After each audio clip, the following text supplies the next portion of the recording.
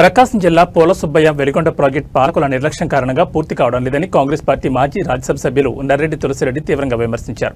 దాదాపు 30 సంవత్సరాల క్రితం ప్రారంభించిన ఈ ప్రాజెక్టు నేటికి పూర్తి కాకపోవడం శోచనీయమని ఆయన ఆవేదన వ్యక్తం చేశారు.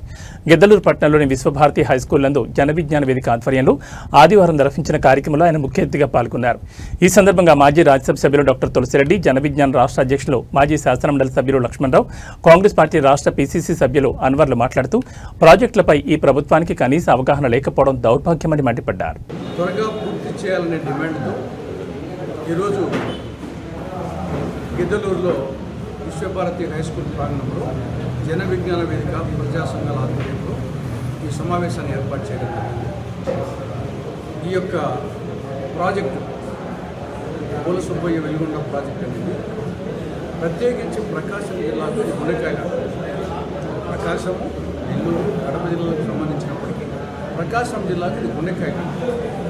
ఈ ప్రాజెక్టు కింద దాదాపు 400 లక్షల ఎకరాలకు సాగునీరు, 15 లక్షల మందికి త్రాగునీరు. ఈ ప్రాంతము త్రాగునీటితో సాగునీటితో కట్టలాడుతుంది.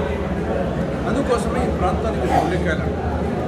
దీన్ని ప్రారంభించి దాదాపు 31 సంవత్సరాలైనప్పటికీ 1994 రూపకల్పించినప్పటికీ ఇప్పటికీ పూర్తి కాదు. ఒక ఎకరాకు నీరు అందించలేదు, ఒక మనిషికి త్రాగునీరు అందించలేదు. మరి ఈ పూర్తి కావాలంటే చాలా మటుకు పూర్తయినాయి, కానీ ఇంకా అక్కడక్కడ ఇక రీహాబిలిటేషన్ అమౌంట్ ఇవ్వాలి, కొన్ని అసంపూర్తిగా ఉన్నాయి. కేవలం 3,600 కోట్ల రూపాయలు ఖర్చు చేస్తే ఇది పూర్తి అయిపోతుంది. కాబట్టి ఈ ఆర్థిక సంవత్సరం టోటల్ బడ్జెటే 3,22,530 అందులో ఒక 3,600 కోట్లు కేటాయించి పూర్తి చేయడం అనేది ప్రభుత్వానికి పెద్ద ఇష్యూనే కాదు. కూడా ఈ సంవత్సరం కొంత, వచ్చే సంవత్సరం కొంత ఖర్చు పెట్టడం పూర్తి అవుతుంది. కాబట్టి అందుకోసం ప్రభుత్వం మీద ఒత్తిడి తెచ్చేదానికోసం దీన్ని నిధులు కేటాయించి ఖర్చు చేసి పూర్తి చేయాలనే డిమాండ్తో ఈరోజు జన విజ్ఞాన వేదిక ప్రజా సంఘాల ఆధ్వర్యంలో ఈ కార్యక్రమం పెట్టడం జరిగింది. దీన్ని ఇంతతో వదిలిపెట్టే పరిస్థితి లేదు. దీన్ని ఖచ్చితంగా లక్ష్మణరావు గారి నేతృత్వంలో గవర్నర్ గారిని, ముఖ్యమంత్రిని, ఇరిగేషన్ మంత్రిని కలిసి ఎట్టి పరిస్థితుల్లో అతి త్వరలో పోలసుబ్బయ్య వెలిగొండ ప్రాజెక్టును కంప్లీట్ చేసే విధంగా ఈ సమావేశంలో కంటిన్యూ చేస్తున్న నిర్ణయించడం జరిగింది. అదేవిధంగా ఒక జన విజ్ఞాన రాష్ట్ర అధ్యక్షుడు లక్ష్మణరావు గారు గారికి, ఇతర నేతలకు, భక్తులకు, పెద్దలకు అందరికీ పేరు పేరున స్వాగత సుమాచరణలు తెలియజేసుకుంటూ, ముఖ్యంగా ఈ యొక్క రోజు ఈ కార్యక్రమంలో ఒక జన విజ్ఞాన వేదిక ఆధ్వర్యంలో వెలిగొండ ప్రాజెక్ట్ యొక్క సమగ్ర సమాచారం, తర్వాత ఈ ప్రాజెక్ట్ ఏర్పాటు చేయడం ఉన్నటువంటి ఉపయోగాలు అయితేనే, ఈ యొక్క ప్రాజెక్ట్ ఏర్పాటు చేయడం వల్ల ఈ ప్రాంతాలకు ఉన్నటువంటి మేలైతేనే, ఈ యొక్క విషయాలన్నింటినీ కూడా ఇక్కడ కూలంకషంగా చెప్పినటువంటి భక్తులకు పేరు పేరున కృతజ్ఞతలు తెలియజేస్తూ, ముఖ్యంగా ఈ యొక్క ప్రాజెక్ట్ విషయంలో 2 విషయాలు మాట్లాడాలని చెప్పేసి కూడా నేను కూడా ముందుకు రావడం జరిగింది. ఎందుకంటే ఈ ప్రాజెక్ట్ యొక్క బాధితుల్లో మా ప్రాంతం కూడా ఒకటి ఉందని చెప్పేసి కూడా చెప్పడం జరుగుతాం. ఎందుకంటే వారి పూర్వమైన ఈ యొక్క ప్రాంతానికి నాకు చాలా అనుబంధం ఉంది. మనము ఈ యొక్క వెలిగొండ అంటే కడప, నెల్లూరు, ప్రకాశం జిల్లాలో ఉన్నటువంటి వరుస కొండలను వెలిగొండలు అని చెప్పేసి పిలుస్తాం. మనకు చరిత్ర ఒకసారి గమనించినట్లయితే యావత్ ప్రపంచ చరిత్ర అంతా కూడా నదీ పరివాహక ప్రాంతాల్లో ముఖ్యంగా ఏర్పాటు చేయబడింది. అది మీ అందరికీ తెలిసినటువంటి విషయం. నదీ పరివాహక ప్రాంతాల్లోనే ఎందుకు ఏర్పాటు చేయబడింది అంటే, ముఖ్యంగా నీటి వసతి అనేటువంటిది ఎక్కువగా ఉంటుంది కాబట్టి ఆ యొక్క పరివాహక ప్రాంతాల్లోనే నాగరికతంగా అభివృద్ధించినటువంటి అంశం. ముఖ్యంగా మనకు ఇక్కడ ఇంకొక విషయం గమనించాల్సింది ఏంటంటే, పాత రాజ్యాంగం, కొత్త రాజ్యాంగం.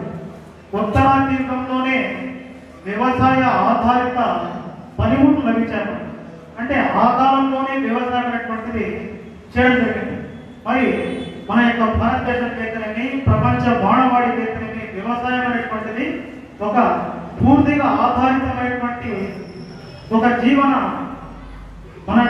విధానంలో ఒక భాగం. మరి అలాంటి జీవన విధానంలో ఒక భాగమైనటువంటి వ్యవసాయాన్ని ఈ రోజు ఉన్నటువంటి పాలకులంతా కూడా విస్మరించడం అనేటువంటిది చాలా దుర్మార్గమైనటువంటి పరిస్థితి. ఈ అంశాన్ని ప్రతి ఒక్కరు కూడా గమనించాలని చెప్పేసి కూడా ఈ సందర్భంగా తెలియజేస్తా ఉన్నాం. ముఖ్యంగా ఈ యొక్క సదస్సు అనేటువంటిది నిర్వహించుకుంటున్నాం మనము. ఈ యొక్క సదస్సు ద్వారా మనందరం కూడా అవగాహన చేసుకొని ఈ సదస్సు ద్వారానే పూల వెలుగొండ సుబ్బయ్య ప్రాజెక్ట్ ని కూడా ఏ విధంగా సాధించుకోవాలనేటువంటి కూడా ఇక్కడ మనము గమనించాల్సినటువంటి ఇంకొక అంశం. ఎందుకంటే 1996లో శంకుస్థాపన చేసినటువంటి ఈ ప్రాజెక్ట్ తర్వాత 2004లో కూడా రెండవసారి కూడా శంకుస్థాపన చేయబడింది. అందులో అక్టోబర్లో 24 తేదీన శంకుస్థాపన చేశారు. అందులో మనం కూడా ఈ విధుల్లో అక్టోబర్లోనే ఈ కార్యక్రమాన్ని కూడా పెట్టుకున్నటువంటిది ఒక మన కోయిన్సిడెంట్. అంటే దాదాపుగా 25 సంవత్సరాల నుంచి కూడా ఈ యొక్క ప్రాజెక్ట్ అనేటువంటిది కుంటుపడతానే ఉంది. కేవలం ఒక 10 సంవత్సరాల్లో కాంగ్రెస్ ప్రభుత్వ హయాంలో ఒక 80% ప్రాజెక్టు పనులు జరిగాయి. మిగతా అంతా కూడా సొరంగ మార్గం ద్వారా జరగాల్సినటువంటి పనులంతా కూడా దిగుబడిపోయాయి.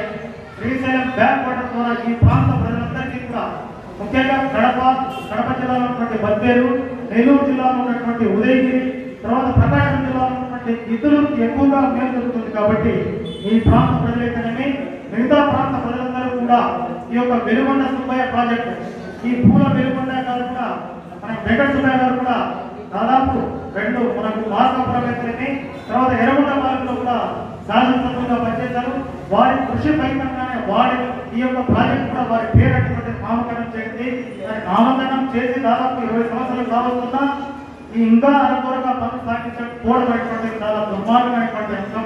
కాబట్టి ఈ ప్రాజెక్ట్ అంతా కూడా సాధించుకునేంత వరకు అందరూ కూడా కలిసికట్టుగా ఏకతాటిపైకి వచ్చి ప్రతి ఒక్క పౌరుడు కానివ్వండి, ఈ ప్రాంత ప్రజలు కానివ్వండి, అన్ని రాజకీయ పార్టీలు కానివ్వండి పోరాడాలని చెప్పేసి మీ పోరాటానికి మా వంతు సహాయ సహకారాలు, మా వంతు మద్దతు కూడా ఉంటుందని చెప్పేసి కూడా ఈ సందర్భంగా తెలియజేసుకుంటూ ఈ అవకాశం ఇచ్చినందుకు ధన్యవాదాలు తెలియజేస్తున్నాను.